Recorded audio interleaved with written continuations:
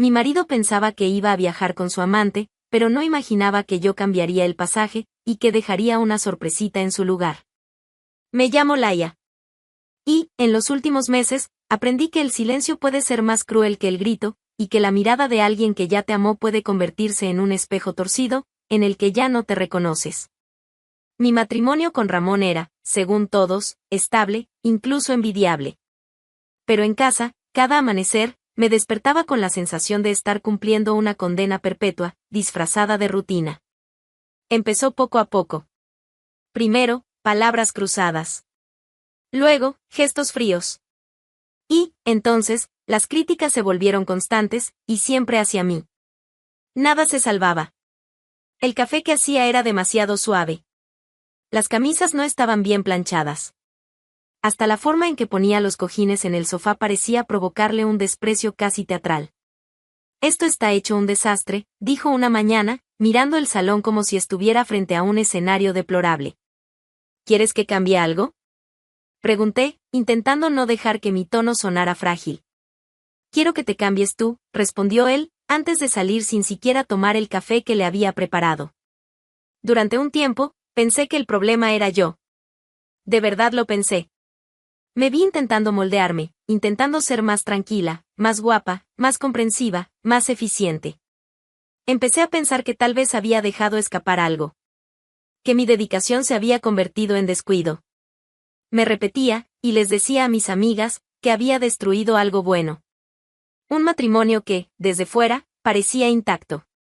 Lo decía con tanta convicción que, a veces, hasta yo lo creía. Pero incluso sumergida en ese ciclo de culpa, había algo dentro de mí que se negaba a callar. Ramón tenía un comportamiento extraño cada vez que me acercaba al cajón del escritorio donde guardaba los documentos. Una cómoda de madera oscura, con pestillos ya viejos. Un mueble común, heredado de su abuela, apoyado contra la pared del pasillo que llevaba a los cuartos. Y aún así, siempre que estaba limpiando o arreglando por allí, y mi mano se acercaba a ese cajón en particular, él aparecía de la nada. No hace falta que limpies ahí, decía, con una voz baja, casi demasiado dulce para su forma de ser. Casi falsa. Pero tiene polvo, respondía yo, aún de rodillas, trapo en mano. Déjalo así. Yo lo limpio después. Nunca lo limpiaba. Ni me dejaba hacerlo. Al principio, no le di importancia. Pero su insistencia fue haciéndose cada vez más incómoda, casi agresiva, aunque disimulada. Se ponía rígido, como si estuviera a punto de explotar, y luego controlaba el tono y mostraba esa sonrisa pálida, fingida. Empecé a notar el patrón. En cualquier otra parte de la casa, era impaciente. Pero frente a ese cajón, se volvía, atento. Como si intentara desviar mi atención. A veces, incluso se ofrecía a ayudar a limpiar otra zona de la casa, algo que nunca hacía. Una tarde, al volver del mercado, encontré la puerta del escritorio entreabierta. La luz estaba encendida, y escuché el clic del cajón cerrándose rápidamente. Entré sin tocar. ¿Qué pasa? Pregunté. Estaba de espaldas, la mano aún sobre la superficie de la cómoda. Nada. Buscando un recibo viejo, dijo, sin voltearse. ¿Qué recibo? No importa. Ya lo encontré. Nos quedamos en silencio unos segundos. Yo lo observaba. Él evitaba mis ojos. El ambiente entre nosotros era asfixiante. Las discusiones no dejaban de aumentar en intensidad, pero siempre por banalidades. Si salía con una ropa que él consideraba demasiado llamativa, se encargaba de soltar un comentario hiriente. ¿Vas a salir así? ¿A quién quieres llamar la atención? Me tragaba la rabia. Porque, por dentro, todavía quería creer que tenía solución. Que el hombre con el que me casé estaba simplemente pasando por una mala etapa. Que la frialdad era estrés. Que los gestos de desprecio eran consecuencia de alguna crisis profesional que él se negaba a comentar. Pero en el fondo, yo lo sabía. Sabía que ese distanciamiento no era accidental. Tenía un origen. Un porqué. Y, por más que intentara huir de ese pensamiento, la imagen del cajón me rondaba como un susurro constante. La desconfianza nació ahí. Y creció, con cada mirada esquiva de Ramón. Con cada silencio fuera de lugar. con cada frase dicha con veneno disimulado. Empecé a prestar atención a los detalles. A la forma en que llevaba el celular hasta el baño. A los horarios irregulares de trabajo. A cómo se irritaba cuando le hacía preguntas demasiado simples. Y siempre que el cajón salía en conversación, él escapaba. No sabía lo que iba a encontrar allí dentro. Pero sabía que algo andaba mal. Y eso empezó a quitarme el sueño. Durante semanas, intenté ignorar la incomodidad. Me decía a mí misma que era una exageración, que la tensión entre nosotros era solo una fase y que, si actuaba con más paciencia, todo podría volver a su sitio. Pero mi intuición gritaba cada vez más fuerte, y, en el fondo, yo lo sabía, cuando una mujer empieza a desconfiar, es porque ya ha visto suficiente. Solo está esperando tener el valor para mirar de frente. Ese valor llegó en un día cualquiera. Ramón había salido por la mañana con la excusa de resolver asuntos en el banco. Se llevó el coche, salió apurado y ni siquiera quiso el café que le preparé. Lo que me llamó la atención fue la cartera. Siempre la dejaba en la mesa de la entrada. Ese día, se la llevó. Un detalle pequeño, pero extrañamente simbólico. Me quedé sola. La casa en silencio. Respiré hondo. Mis manos temblaban, como si lo que estaba a punto de hacer fuera un crimen. Pero, en realidad, el crimen ya se había cometido, yo solo quería las pruebas. Fui al cajón. Ese mismo, del pasillo. Ese que él defendía como si escondiera una reliquia. Me arrodillé, dudando durante segundos que parecieron minutos. El pestillo se dio sin dificultad. Ninguna cerradura, ningún candado. Confiaba demasiado en mi ceguera. Abrí. El cajón estaba lleno de papeles, muchos sobres antiguos, algunas cuentas pagadas, otras no tanto. Un manojo de documentos sujetos con bandas elásticas flojas. Pero algo al fondo llamó mi atención, un sobre blanco, nuevo, rígido, como si hubiera sido manipulado recientemente. Lo saqué con cuidado. Era un pasaje de avión. Destino, Verona, Italia. Fecha, dentro de exactamente 4 semanas. Nombre del pasajero, Ramón Aguilar. Me quedé mirando ese papel como quien enfrenta un golpe que aún no duele. Verona. No era un viaje de trabajo. Empecé a revisar el sobre, y junto con el billete, encontré una reserva de hotel. El nombre del lugar sonaba como una provocación, Villa Romántica, un refugio europeo conocido por recibir parejas en ambiente de celebración amorosa. Celebraciones de noviazgo, luna de miel, aniversarios de boda. Todo menos negocios. Me senté en el suelo. La cabeza me latía. Un zumbido comenzó en mis oídos. Las manos apretaban la hoja con tanta fuerza que llegaron a arrugar los bordes. Ramón estaba teniendo una aventura. Y ya hacía tiempo.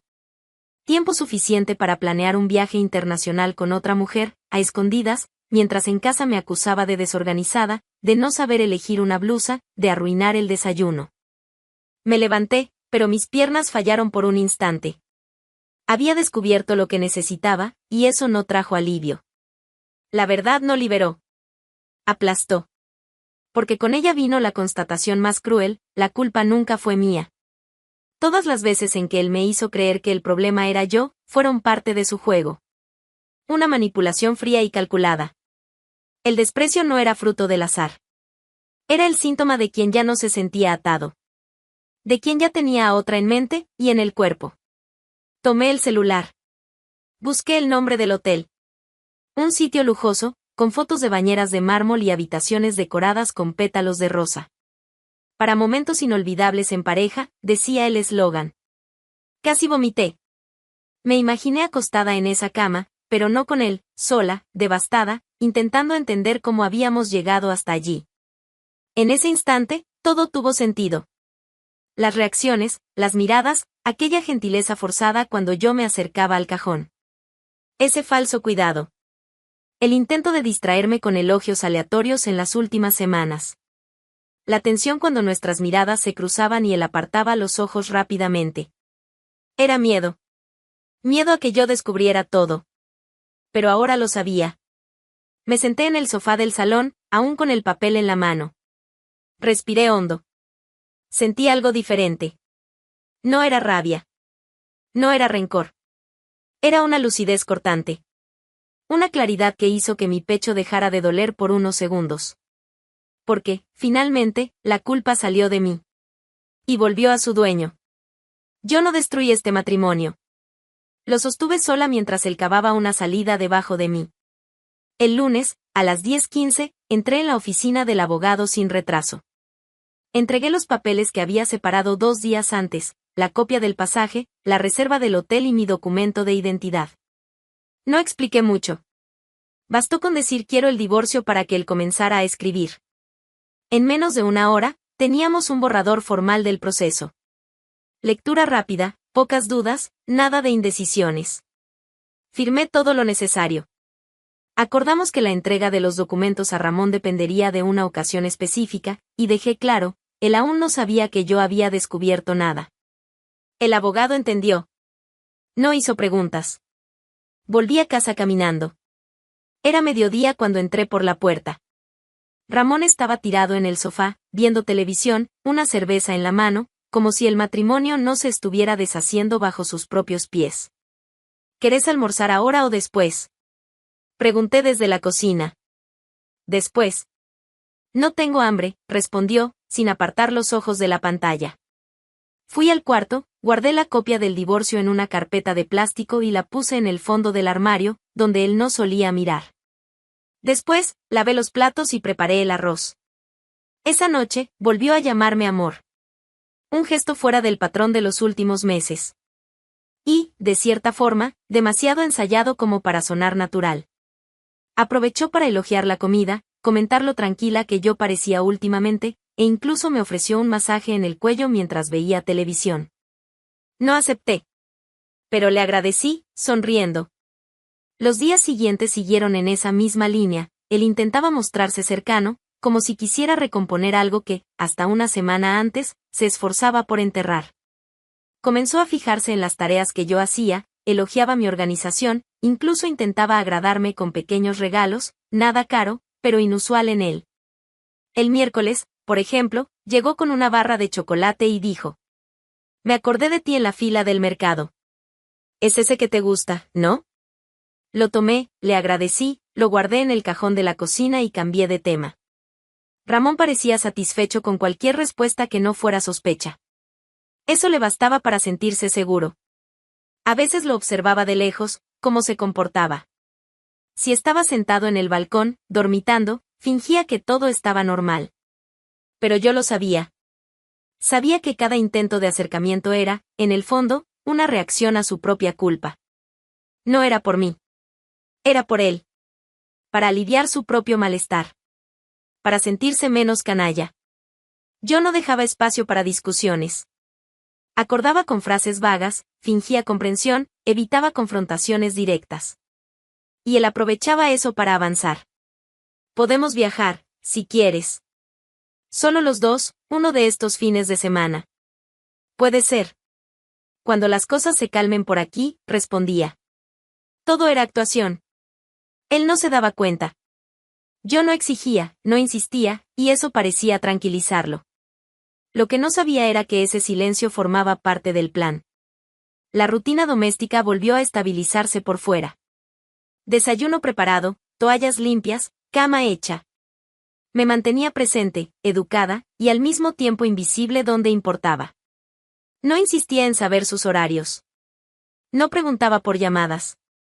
Y no volvía a mencionar el cajón. A esas alturas, él creía haber recuperado algún tipo de control. Imaginaba que mi silencio era aceptación. Y eso lo volvía más descuidado. Llegaba incluso a contarme historias del trabajo, como si esperara que yo volviera a ser su cómplice. Y, mientras hablaba, yo escuchaba, respondía con en serio, y luego, vaya, qué locura, como cualquier esposa interesada. Durante una de esas conversaciones, se quejó de un compañero que estaba siendo descubierto por adulterio y dijo: Hay hombres que no se conforman con lo que tienen en casa, y luego quieren hacerse los inocentes. Así es. Siempre terminan descubiertos, ¿no? Respondí, sin pestañear. Él rió. Cambió de tema. Empecé a organizar algunas gavetas, incluso la suya, con más frecuencia, fingiendo normalidad. Ya no le molestaba. Pensaba que yo había dejado el tema atrás. Incluso elogió la organización. Quedó bien, ¿eh? Ni sabía que había tanto papeleo ahí. Guardas muchas cosas, comenté, mientras acomodaba carpetas en los compartimentos. Él se quedó en silencio, satisfecho con la actuación. Su error fue confiar demasiado en su propia mentira. Una noche, después de la cena, apareció con vino. Puso 2 copas sobre la mesa y dijo que extrañaba cuando hacíamos eso con frecuencia. Acepté, bebí despacio, dejé que él guiara el teatro. Luego, preguntó si quería ver una película antigua, de esas que veíamos al principio del matrimonio. Escogió una romántica, hizo bromas sobre cómo habíamos envejecido mal, y terminó la noche diciendo: «Esto que tenemos no puede acabar así». Solo asentí. Me fui a dormir temprano. Durante las 2 semanas siguientes, se mantuvo en ese papel, dedicado, amable, atento. Limpió el coche, desatascó el fregadero, hasta lavó el baño el domingo. Cualquiera desde fuera pensaría que era el marido del año. Pero no había arrepentimiento verdadero. Solo encubrimiento. Y un intento desesperado de mantener todo bajo control. Mientras tanto, los papeles del divorcio ya estaban revisados, listos para ser entregados. Faltaba solo el momento exacto. Y ese momento no sería en el registro civil. 2 semanas después de su repentina transformación en esposo atento, Ramón apareció en la cocina con el celular en la mano y una sonrisa discreta en el rostro. Me llamó mi hermana, anunció, como quien quiere parecer natural. Me invitó a pasar unos días con ella, allá en Zaragoza. Dice que necesita hablar, resolver unas cosas personales. Seguí cortando la cebolla. ¿Cuándo te vas? La semana que viene. ¿El lunes? Me quedo hasta el jueves o viernes. ¿Te molesta? Claro que no. Hace tiempo que no se ven. Él asintió, satisfecho. No insistió. Solo salió de la cocina con aire aliviado. Esa noche, la llamada volvió a ocurrir, esta vez con el altavoz activado intencionalmente. Yo estaba en la sala, doblando ropa. Él en el sofá. «Laia, hola», dijo la voz de su cuñada, con un tono exageradamente dulce. «Ramón me dijo que no estás muy animada con que venga a visitarme. Te juro que no es nada raro. Solo quería ver a mi hermano, quitarme las ganas de verlo. Ya sabes cómo es la vida acá, tan acelerada». «Tranquila», respondí, sin apartar la vista de la ropa. «Son hermanos.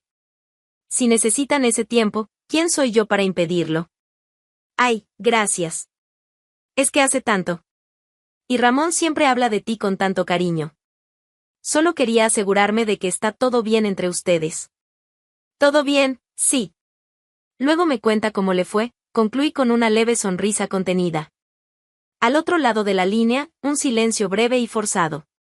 La llamada se cortó enseguida. Ramón, satisfecho con el teatrillo, se levantó y me abrazó por detrás, un gesto que hacía tiempo no formaba parte de su rutina. «Gracias por entender. Me va a hacer bien», dijo, apretando suavemente mis hombros.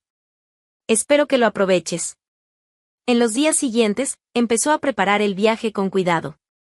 Seleccionaba la ropa discretamente, lavaba prendas nuevas, planchaba camisas él solo. Su comportamiento era controlado, intentando parecer normal. Pero había detalles. Sacó la maleta del altillo del armario con varios días de antelación. La colocó en la cama del cuarto de huéspedes, donde organizaba todo lejos de mi vista directa, aunque sin esconder nada de forma abierta. Confiaba en que yo no sospechaba de nada. Una tarde, entró al cuarto con 3 camisas colgadas del brazo. «¿Cuál de estas te parece mejor?», preguntó. «Para una cena, algo más casual. Llévate la blanca. Combina con todo». Sonrió. Tomó la blanca. «Y gracias. Sabía que ibas a elegir esa». Durante la semana, volvió a mencionar a su hermana de forma casual. Hablaba de cuánto la extrañaba, de lo sola que se sentía, de cómo estaba sobrepasada con los hijos. Todo sonaba justificado, razonable, casi noble. El sábado por la noche, a 2 días del supuesto viaje, me invitó a ver una película.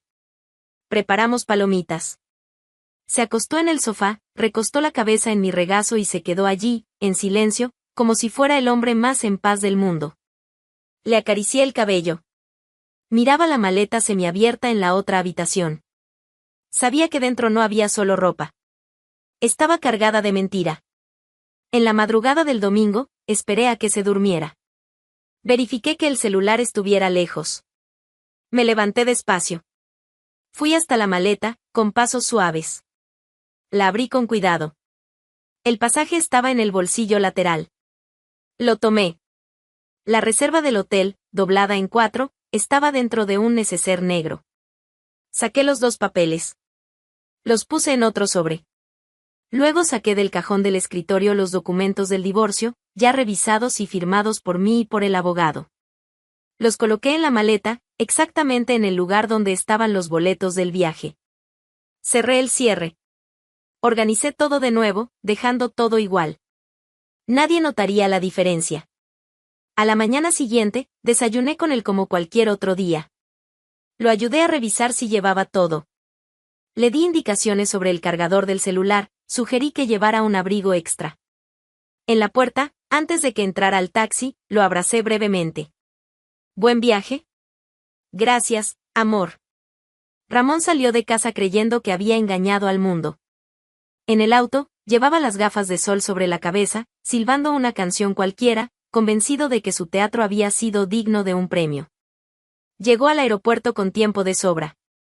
Estaba impecable, camisa planchada, perfume nuevo, hasta el pelo bien peinado. La maleta, cuidadosamente arreglada, deslizaba a su lado por la terminal como una extensión de su ego inflado. Compró un café, se sentó cerca de la puerta de embarque y envió un mensaje a la amante. Ya llegué. Nos vemos pronto, escribió, con un emoji de corazón. Luego, se tomó una selfie discreta, intentando parecer casual. Se la envió. No sabía que esa sería la última foto sonriendo que tomaría en ese viaje. Faltando 20 minutos para el embarque, decidió revisar los documentos. Abrió la maleta allí mismo, para sacar el pasaje y la reserva del hotel. Abrió el cierre lateral, sacó el sobre blanco, y lo primero que vio fue el sello del bufete de abogados en la esquina del papel. Frunció el ceño. ¿Qué hacía eso allí? Desdobló el papel, y ahí estaba, la demanda oficial de divorcio, firmada por mí y por el abogado. Su nombre completo, dirección, todos los datos. 2 páginas impecables de una realidad cruda, fría y completamente inesperada. Se congeló. Revolvió la maleta, como si eso pudiera cambiar el contenido. Sacó cada prenda de ropa como un hombre desesperado buscando oxígeno en un lugar cerrado. Nada de pasajes. Nada de reserva de hotel. Solo los malditos papeles del divorcio. Impecablemente puestos en el mismo lugar donde antes estaban los boletos para su cuento de hadas adúltero. Dios mío, ¿qué es esto?, murmuró, mirando las hojas como si pudieran responderle. Su rostro perdió el color. Le temblaban las manos. Una gota de sudor apareció en su frente. Miró a su alrededor, avergonzado, intentando parecer tranquilo mientras sus planes se derrumbaban frente a una cafetería de aeropuerto. Lucía estaba allí, vestida con un enterizo claro y gafas de sol. Laia lo descubrió. Cambió los documentos.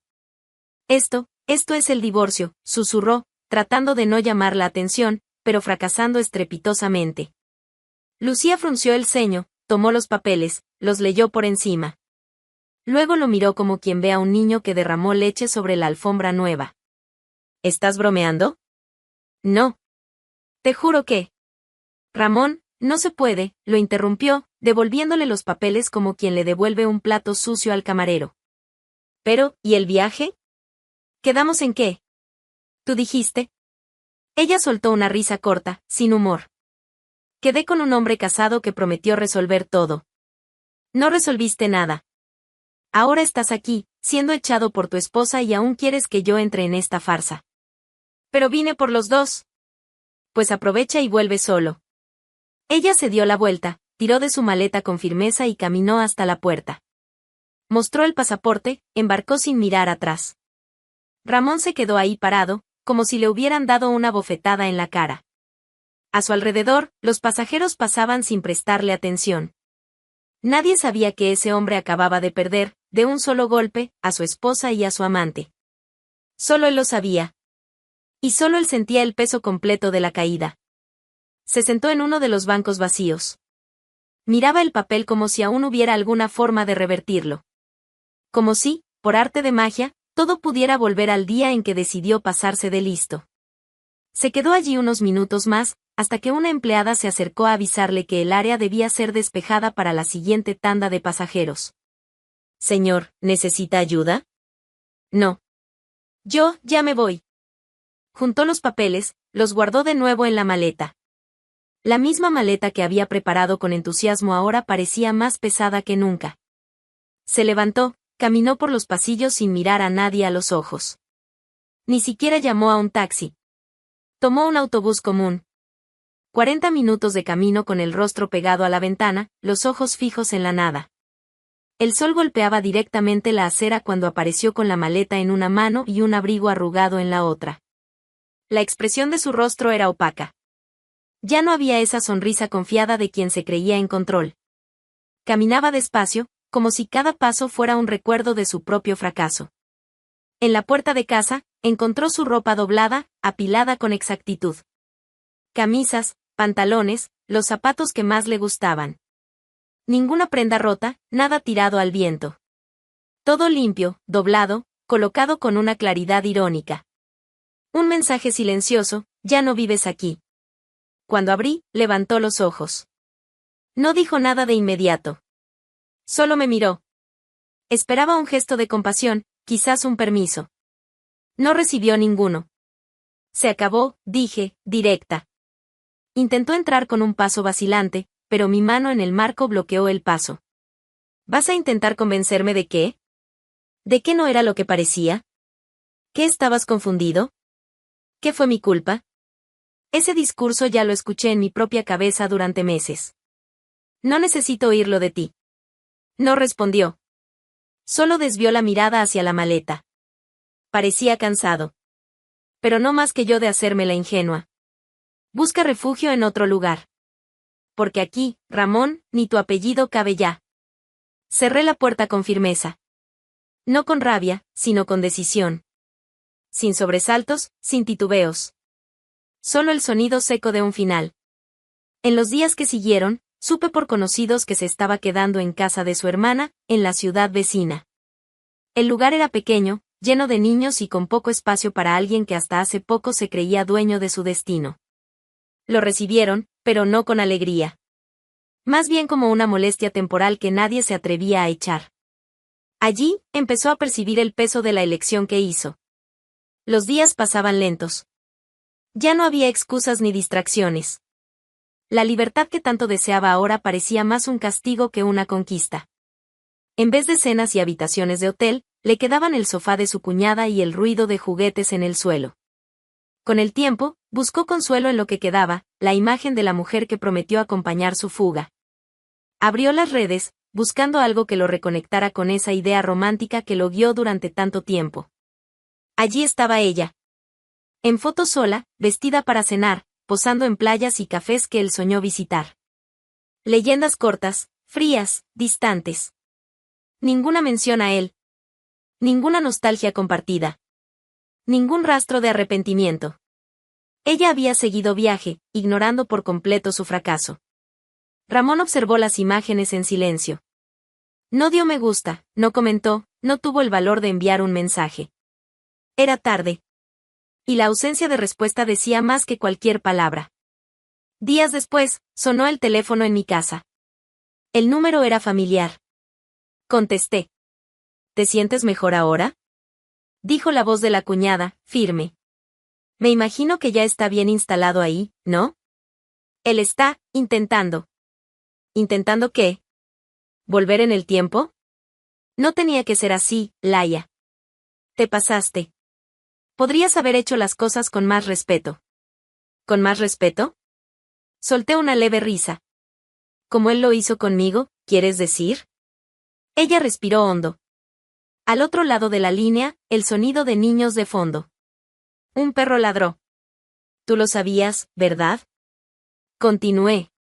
Aquella llamada fingida, la invitación falsa, tú participaste. Lo ayudaste a engañarme. ¿Y ahora llamas, ofendida?